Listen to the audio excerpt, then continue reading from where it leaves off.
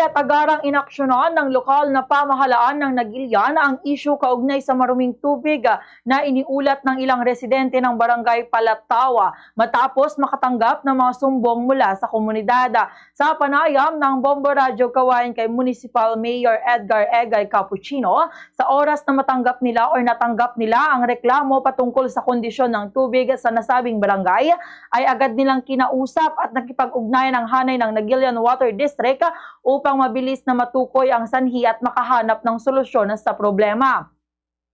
Gitumano ng Nagilian Water District na itaon lamang na nagsagawa sila ng paglilinis sa kanilang mga linya o pasilidad, kaya naman naging marumi ang lumabas na tubig sa ilang kabahayan. Paliwanag ng ahensya, pansamantala lamang ang naturang sitwasyon at inaasahang babalik sa normal ang kalidad ng supply ng tubig matapos ang isinagawang maintenance activity. Sa kasalukuyan, sinabi ni Mayor Capuchino na wala pa silang natatanggap na panibagong reklamo o sumbong mula sa mga residente ng barangay Palataw hinggil sa maruming tubig. Indikasyon umano na maaaring naresolba na ang nasabing problema.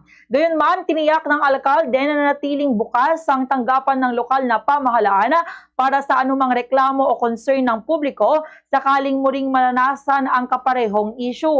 Hinikayat din niya ang mga residente ng agad na mag-report sa LGU o sa Nagilian Water District kung sakaling hindi tuluyang masolusyonan ang problema upang agad itong maaksyonan. Patuloy naman ang pakikipag-ugnay ng LGU Nagilian sa Nagilian Water District upang masiguro ang maayos at ligtas na supply ng tubig sa lahat ng barangay sa bayan. Ganito ang bahagi ng pahayag ni Mayor Edgar Egay Capuchino. Ginagawa namin at kung paano namin matulungan ang bawat Nagileño. Particularly na nga dito sa issue ng tubig, hindi naman kami nagkulang dyan at alam ko talagang consistent din ang serbisyo na maganda para dyan. Pero nitong mga nakarang araw na may mga sumbong-sumbong, pero kailangan dapat iparating muna nila sa Nagilian Water District, particular na yung general manager nila.